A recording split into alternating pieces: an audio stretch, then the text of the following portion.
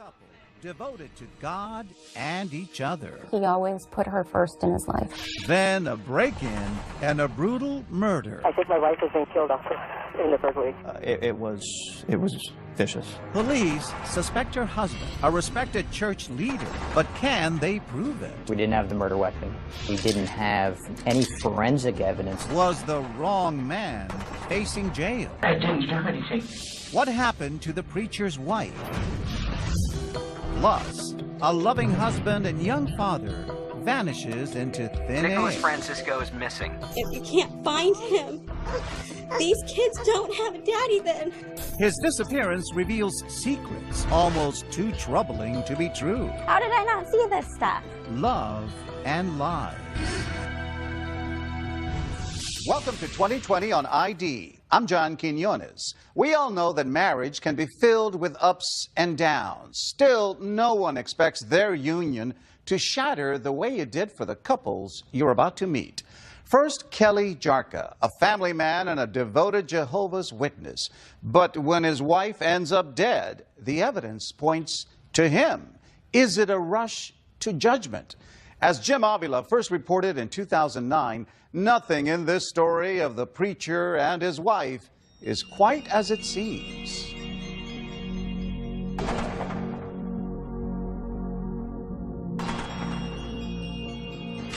Master bedroom, bathroom. Master bedroom, bed. Blood stain on the pillow. A spring morning, police rummage through what's been reported as a home invasion.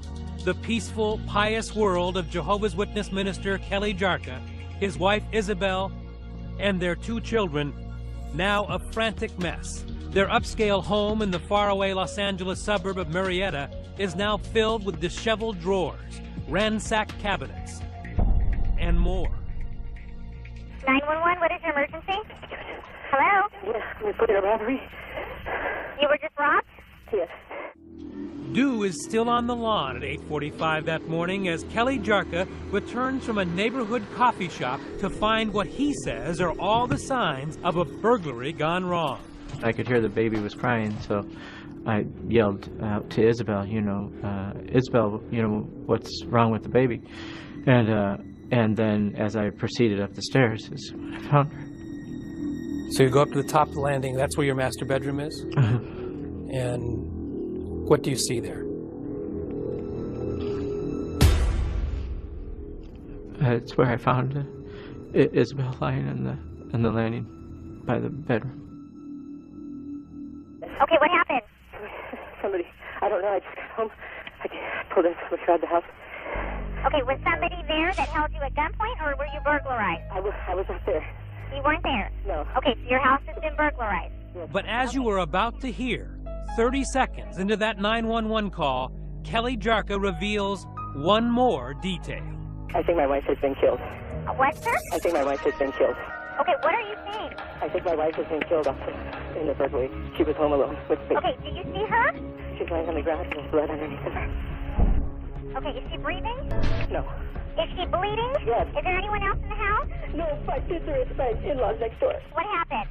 I walked in the house. The baby was crying. I picked him up, went upstairs to look for my wife.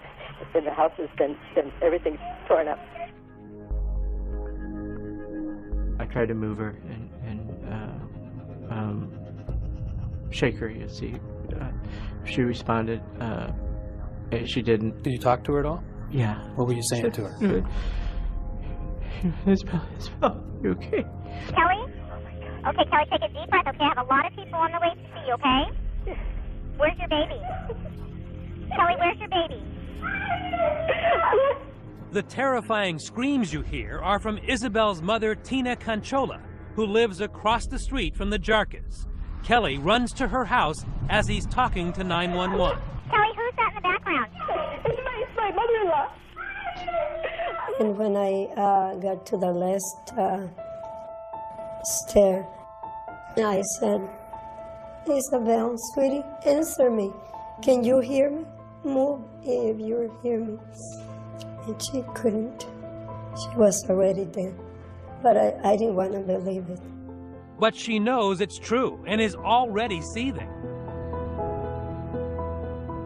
Tina Canchola has made a snap decision about the murderer with no evidence. Right away, I figured that he would kill her. So what did you say to him? I say, you kill her. I know that you kill her. And he, of course, said, no, I didn't. Of course not. He didn't say nothing. He just looked at me like this. Why wouldn't he deny it? Because he knew that it was true. But why the rush to judgment? Is Tina just an angry mother-in-law who hates Kelly, and so she ignores all the evidence of a break-in? That's not the Kelly Jarka everyone else knew, a man so in love with his wife, he'd give her anything. This is their second anniversary party. We were young. She liked to joke around. So in other words, next year. Very kind, considerate person, happy. Of course, I thought she was beautiful. For Kelly, it is love at first sight. A Midwestern boy smitten by a California girl he met at church. Kelly was like always pursuing Isabelle. he was trying everything. Isabelle's family says she likes being pursued. His family saw that too.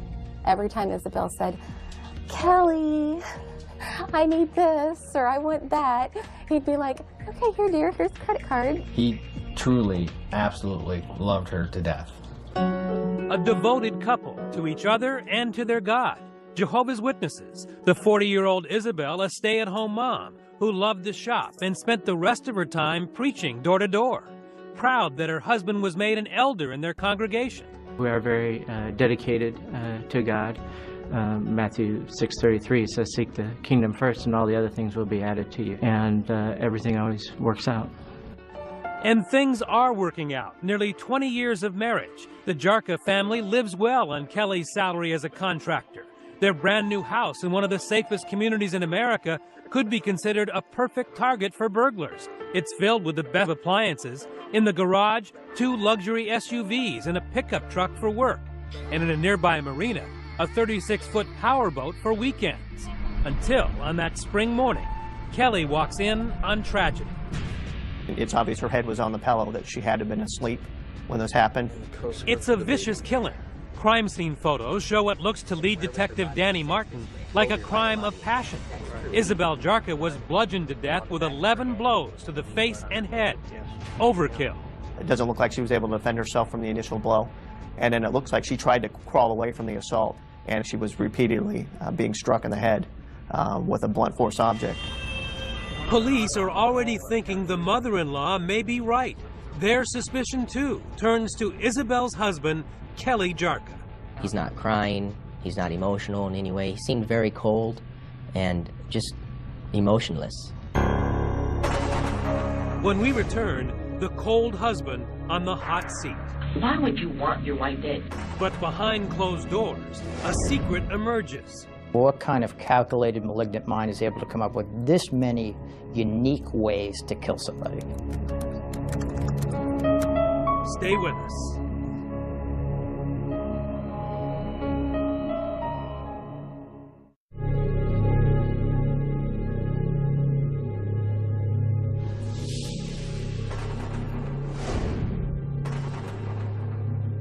For 39-year-old Kelly Jarka, it has been a day like no other.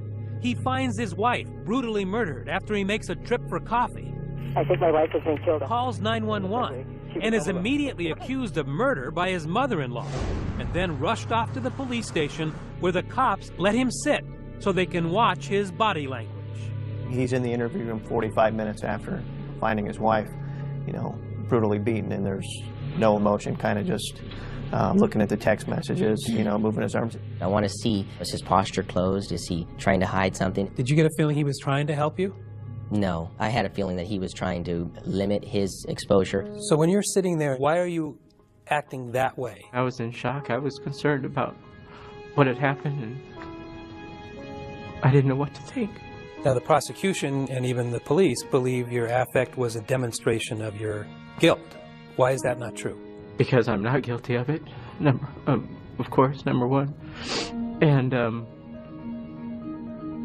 I think our emotional state changes, especially under a dire circumstance, under a shocking event. I didn't do anything. When I came home, Listen to me. Why would you want your wife dead? I don't. Detective Phil Gomez is not buying it, and within an hour of this 10-hour session, he tries to provoke Jarka into confessing. I think maybe you have something to do with this, and the evidence tells the truth. You know, the evidence on the body, the evidence in the house, the evidence, the hairs, the skin, things like that. Problem is, detectives at the scene are coming up empty. All that evidence Detective Gomez is threatening is nowhere to be found. And Assistant District Attorney Burke Strunsky knows he has little to work with. This was a completely circumstantial case. We didn't have the murder weapon. We didn't have an eyewitness. We didn't have any forensic evidence that directly tied Mr. Jarka to the actual murder itself. But while, as the detective says, evidence doesn't lie, the lack of it can be artfully framed by a prosecutor. She is gushing blood from her head, and yet he doesn't have a drop of blood on him. You believe that the fact that there was no blood on him was actually indication of guilt.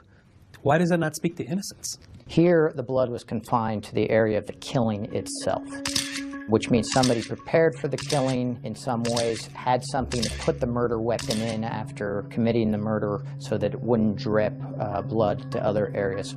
So in court, Prosecutor Strunsky concentrates on what he does have, lots of incriminating circumstantial evidence, beginning with what he considers his best witness, Kelly Jarka, in the interrogation room. So, please tell me what you remember. Got up this morning, started getting, calls from work, and I went to get formula and Starbucks. This part of Kelly Jarka's account of how the murder morning began can be documented. Police quickly get the surveillance tapes at both the Long's Drugs, where he bought baby formula, and then moments later, he's at the Starbucks buying himself a coffee and his wife a latte. But phone records subpoenaed by detectives show he did not spend the early morning on the telephone, as he told Detective Gomez. The DA's chief investigator, Rodney Bishop, went over the printouts. He didn't make phone calls? No, he did not. I personally spoke to every single person that tried to get a hold of him that morning, and these people did not speak with him, didn't get a hold of him, and thought that was odd. So contrary to what he was telling you, not only was not on the phone, he wasn't answering the phone. He was not taking the phone calls, no. Next, the detectives go after the story of how Kelly says he first noticed signs of a break-in. And the door inside the house I saw was open. Open house? Like cracked open. And then I saw the door that comes from the outside to the garage was open also. In fact, that door from the side yard into the garage where the burglar supposedly came in appears to have been forced open, kicked in, leaving wood fragments on the garage floor. But police believe that Jarka kicked in that door to fake the burglary, because on the bumper of the car Kelly says he was using at the time his wife was being murdered by a burglar is a small paint chip that matches the door frame. Which would indicate that when that door was forced open and the door jamb falls onto the car that's already parked there, Mr. Jarka's vehicle, that's where the paint transfer came from. So the car was there, presumably he was there. Correct. And the police are especially skeptical of Kelly Jarka's next tale. And I see like everything's torn apart. The drawers are pulled out, her jewelry cabinet was all thrown around. The kitchen area? Going in and seeing the scene and starting to think, hey, this looks staged. There were a great deal of drawers in the kitchen, the bedroom, that had been taken out and actually removed from their track. It was odd that somebody took the time to actually remove these from the mechanism. They also think it's strange that the phantom burglar, as they call him, left behind $500 in a bedside table and a laptop computer, while taking a much heavier and more difficult to sell desktop computer tower. But all that pales to this bombshell. What the prosecutor says is the clear motive for Isabelle Jarka's death. He did it to make $1.3 million in insurance. 3 weeks before Isabelle was murdered, Kelly Jarka arranged for 3 new insurance policies on the wife he had never insured before.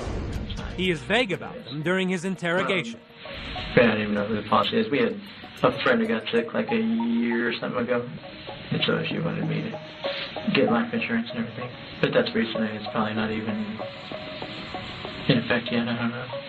But the policies were in effect when Isabelle died, and while Jarka told police he didn't know where his wife kept them, the documents were found in a file cabinet with his, not Isabelle's, fingerprints on them. You would have to be an idiot to take out life insurance on somebody 3 weeks before. I don't know how anyone would think that they could do that and get away with it. But the prosecution claims Jarka was desperate enough to be reckless, high-living, leaving him deeply in debt. He shows the jury this bank letter dated days before the murder, warning him that he is in default, 2 months behind on his mortgage. Things were really coming down to the wire as far as foreclosure on the house. And Isabelle's mother says there was enough financial stress at home for her daughter to openly threaten divorce. Mom, if I go, me and my kids to your house to live with you guys, do you agree for me to stay there? And I say, of course.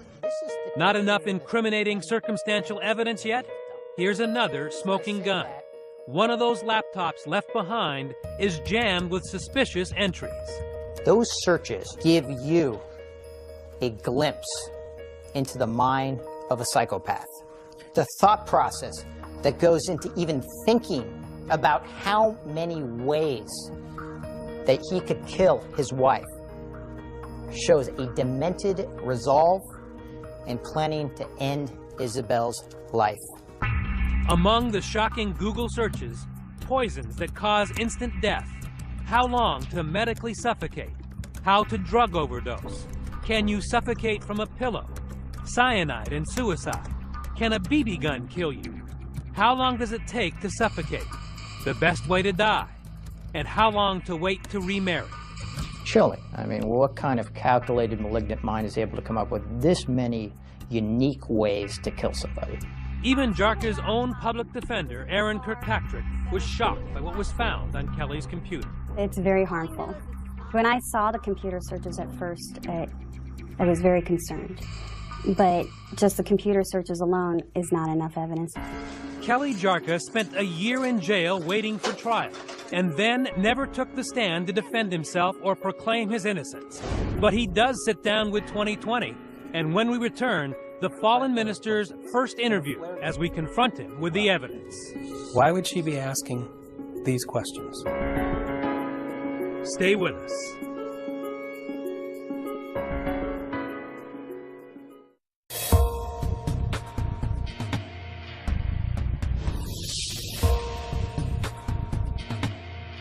It all seems so far away. There you go. The Jarka's 19 years of happy marriage, suddenly a distant memory. 911, what is your emergency? Marred by Isabelle's murder and the May 2008 arrest of her husband, Kelly. A nightmare that began with the early morning discovery of her body, as Kelly Jarka told police just an hour later. I ran over there and it's, and I couldn't move her. Did you end up rolling her over? No. What did you notice about her head? Just that it was all the blood. Did you think she was dead? Yeah, I thought she was shot or something happened to her. Is this a guilty man talking? How do you forget that you had to step over your wife's body, get your baby, come back with your baby, and then step over your wife's body again? Right. He left all that part out. The detectives say they are struck by his lack of emotion and odd behavior. They think it's circumstantial evidence of guilt. Everything is pointing towards you. I want to get a reaction from Mr. Jarka. An innocent person is not going to let me sit there and accuse them of brutally murdering their wife of 19 years. No, Jarka says that's not true at all, that Gomez had already made up his mind and would not listen to his pleas of innocence. Watch. Okay? I didn't do anything. Listen to me right now, okay? I'm telling you right now. Don't, okay? Don't tell me that you didn't know what was going on. Don't tell me you didn't have anything to do with this. Don't tell me that you didn't do anything. You can't tell me that because I'm not going to believe you and neither is anyone else. Were the police rushing to judgment? Jarka holds to his story even when Detective Gomez lies, as police are allowed to by law during interrogations, claiming forensic and direct evidence that simply did not exist. I'm telling you, there's all kinds of trace evidence out there. There's evidence under fingernails. There's evidence in carpet. There's evidence in beds. There's evidence all over the place, okay? What was the evidence against you? There was none. No physical evidence. They didn't find your DNA on your wife?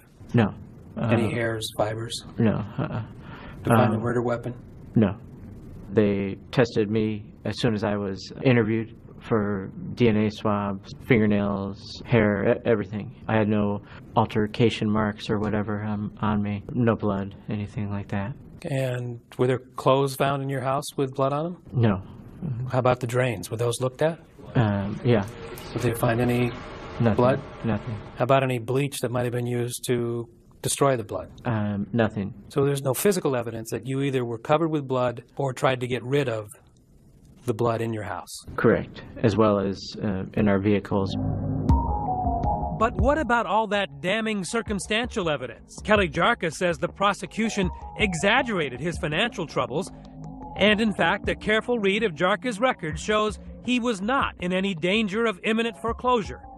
Defense attorney Aaron Kirkpatrick. And then he'd make a payment, might get a little behind, but not dire. So was it fair to tell the jury that he was desperate and was being foreclosed upon? Absolutely not, because there's no evidence of it. Despite what his mother-in-law says, Kelly Jarka denies any serious marital trouble. And in fact, Isabelle had never asked her church or a lawyer about divorce. Police were never called to the house for domestic violence. We never discussed divorce. We just had a 6-month-old baby. We were happy. But what possible explanation could he have for those sinister computer entries about death, remarriage, and insurance payouts? First, he says the computer had no password on it and claims his wife made those horrific searches. Who was asking these questions then? I would have to say Isabelle. You know this woman pretty well. Mm-hmm. Why would she be asking these questions? We did co-sleeping with our baby. She was concerned for his safety as far as suffocation, things like that. Wanted to remarry after death. She had a friend who lost her husband in death. But there's a lot here about how to kill someone. There were also searches at that exact same time for things that only Isabelle would search for. Beading, how to make necklaces, stores like Claire's, I think is one of them. Piles and piles of circumstantial evidence, a 3-week trial filled with it, but nothing to connect Kelly Jarka directly to the murder. Are you surprised that you can go to prison for the rest of your life on circumstantial evidence alone? Very. To be able to convict someone of a crime when there's no evidence against them other than a theory is unthinkable, especially in something so serious as this. You must impartially compare and consider all the evidence that was received throughout the entire trial. And just before the jury is sent to deliberate, a powerful message from the judge that should help Kelly about how circumstantial evidence is to be used. If there are 2 reasonable interpretations to that circumstantial evidence, and one of those interpretations points toward innocence, they must accept the one that points toward innocence. But it took the jury just 3.5 hours to find the surprise Kelly Jarka guilty of first-degree murder. The jury has reached a verdict, is that right? Yes, we have. To the jury, according to its foreman Ron Fournier, Jarka's lies added up to guilt. There was no smoking gun, no eyewitness, no bloody clothes, no bloody murder weapon. But after 3 weeks of day after day after day being exposed to one lie after another, it just kept adding up that this nice gentleman sitting over here could have done it. He's the only one that could have done it. There was no dissension on anything. Not one person said, yeah, but a burglar could have done that. Not one. At the sentencing hearing in November 2009, his life in ruins, his ministry shattered, his children taken away and given to their aunt, Kelly Jarka made one final attempt at judicial mercy, sticking to his story that he was framed by circumstance and overzealous police for a crime he could never commit. Tragically, I've been accused of this horrendous crime, and that sickens me. Such a horrible thought cannot even come up into my mind or my heart. And now, with plenty of tears in his eyes, he professes his love for the wife he will never see again. My heart aches constantly. I long for her smile, her touch, her smell, her love. But the last word comes from the judge. Unimpressed by the lack of direct evidence, he tells Jarka the circumstantial was overwhelming. And the defendant's conduct and his actions of murdering his wife of nearly 2 decades, and the planning and the deliberation, the deception, and coupled with that brutality and that violence and those horrific injuries that he inflicted on his wife, are chilling and disturbing. Finally, after chastising Kelly Jarka for showing no remorse, he sent the fallen minister off to life in prison without parole, with these words ringing in his ears. The court can't offer any reason, any comfort other than to say pure evil. That's all it is, pure evil. People are going to remember this case because they're going to reflect for a moment. They're going to tremble when they hear the name People versus Kelly Lee Jarka. Kelly Jarka appealed his conviction, and it was denied. The couple's children went to live with Isabelle Jarka's sister, and as of 2011 are reportedly doing well. Up next, a husband and a father who suddenly disappears. The search is on for a SeaTac father. Dozens join the search for a missing man as new clues. And he leaves behind a trail of secrets. There's a bit of a dark side to him, troubled. Stay with us.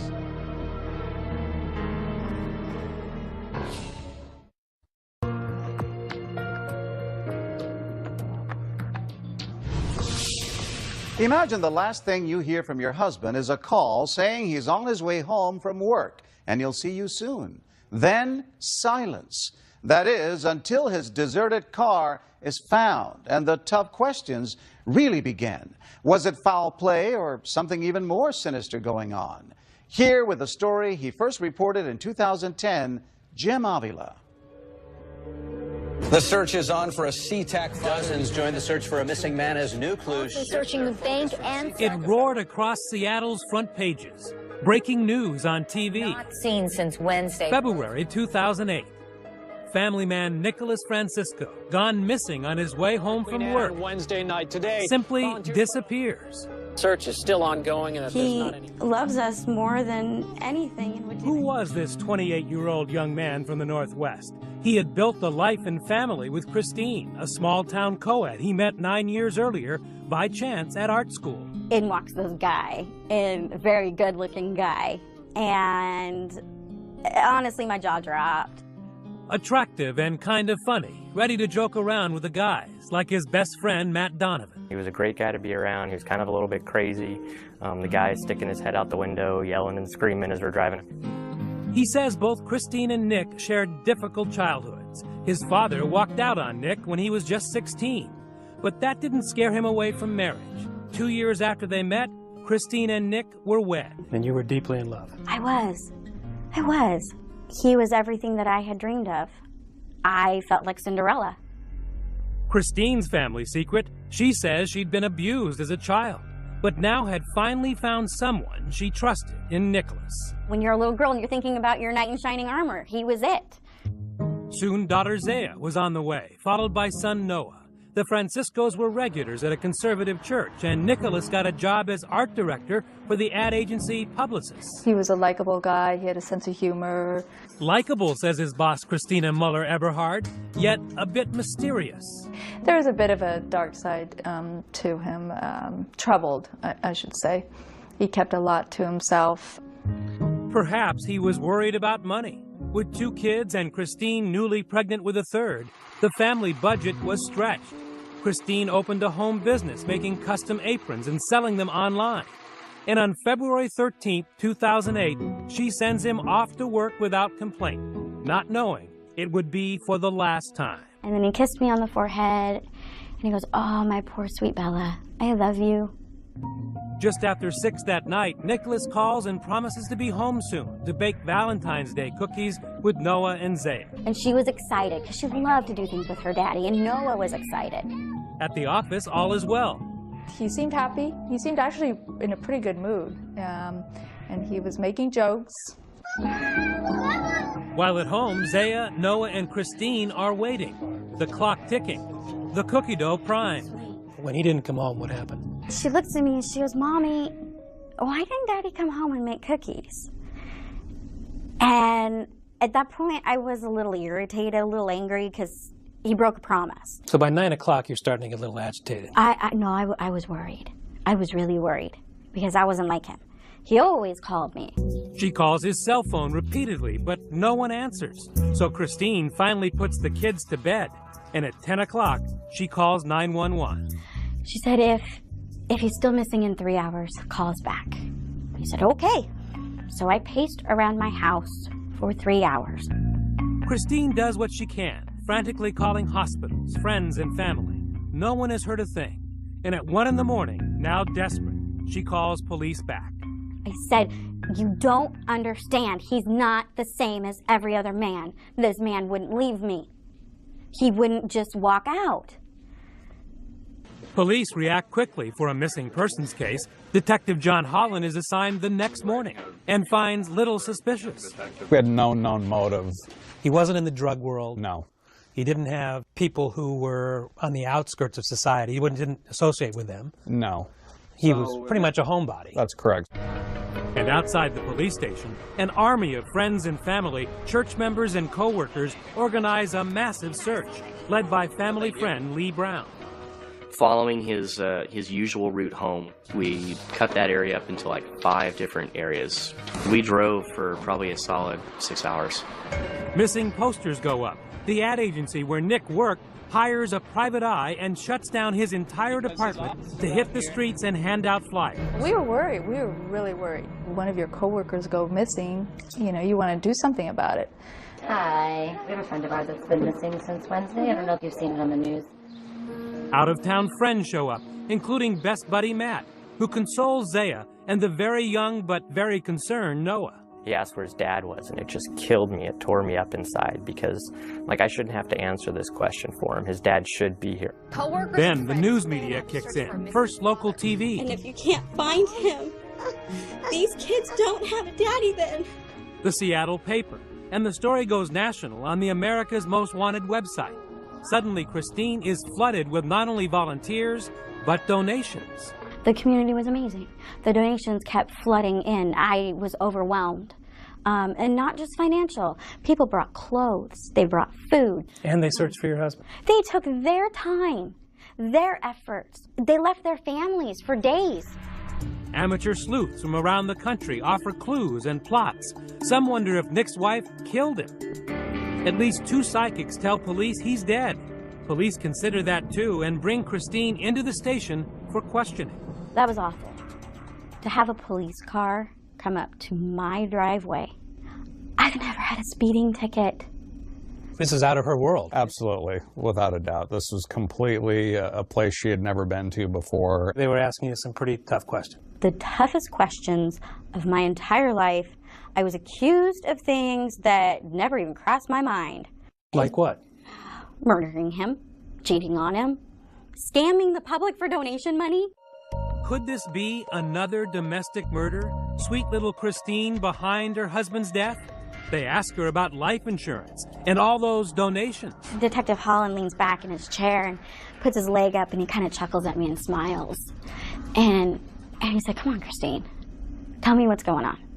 Did you scam the public?" I was outraged that he was accusing me of that. And she got out of it. She got indignant that Yes. you were asking her these questions. Yes, and that is something that we were watching very closely. She was insulted. Absolutely. All I wanted was my husband to be found. Leave me alone. Find my husband. A clue is uncovered in the search for a missing SeaTac man. Will a rush of new leads clear Christine? Everything changes after a search of Nicholas's office desk turns up a disturbing receipt. There were condoms on the receipt. I said, "There's no way." I said, "I'm pregnant. We have not used condoms." Stay with us.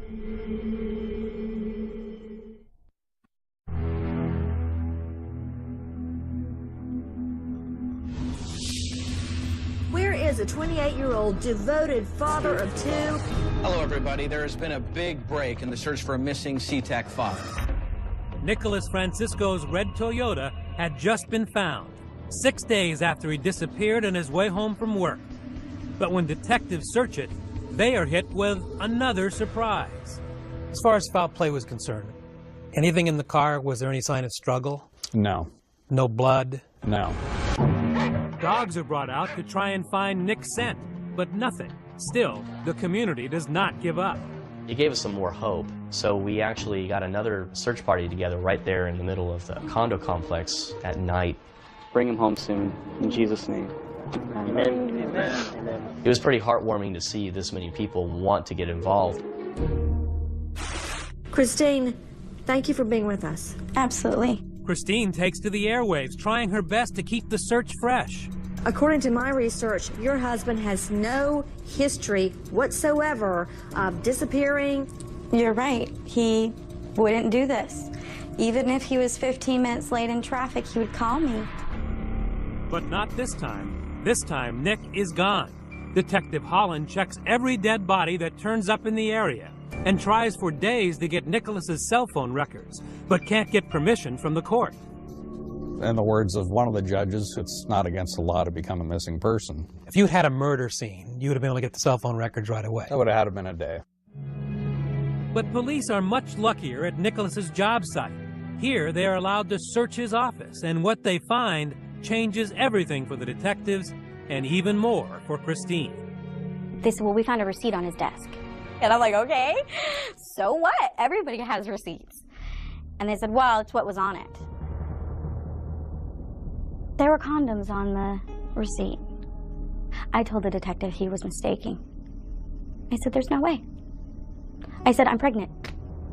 We've been trying for a year to have a baby, and I finally got pregnant. We have not used condoms. The person at the register made a mistake.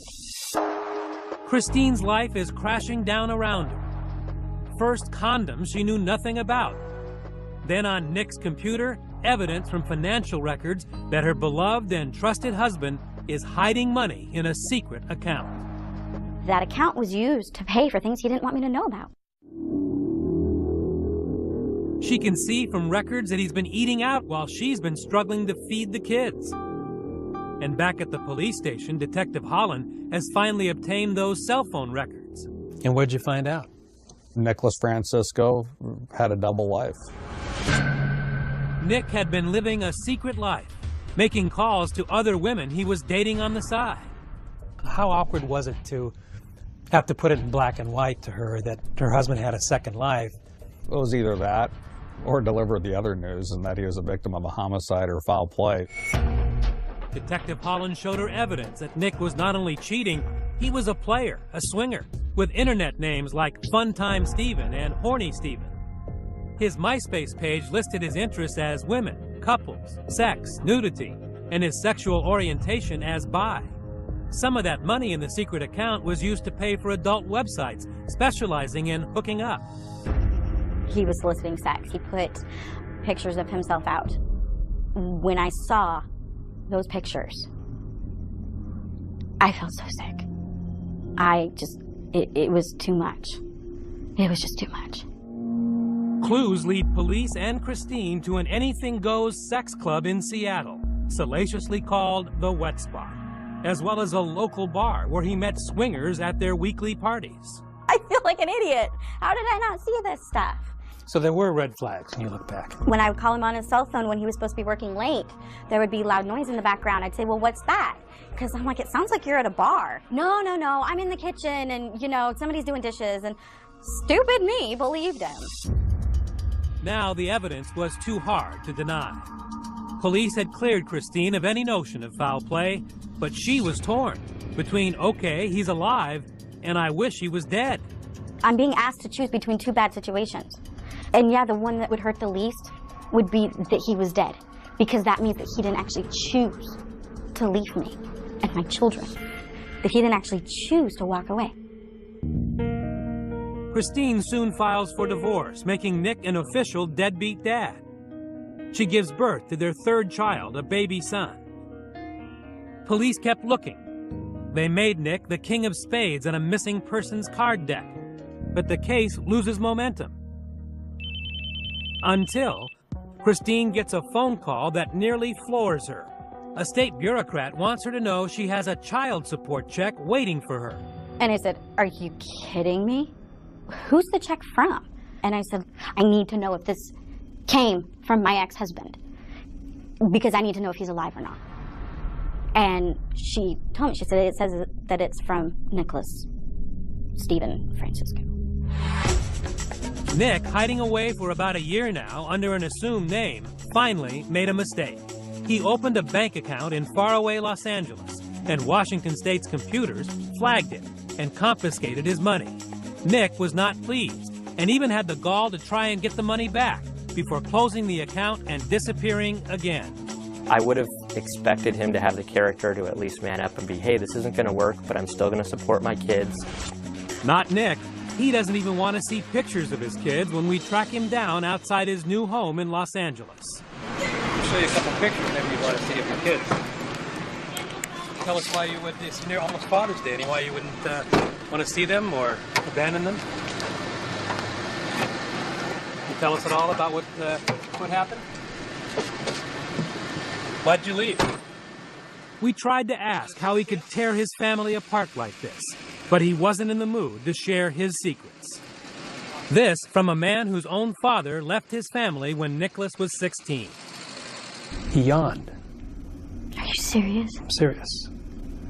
That hurts that we meant nothing to him. I think that's the only way he can deal with what he's done. If he engages at all, the weight of the whole situation hits him.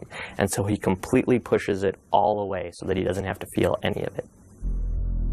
Nicholas Francisco won't speak for himself now, although one Seattle reporter did manage to ask him if he felt guilty about wasting everybody's time, energy, and sympathy.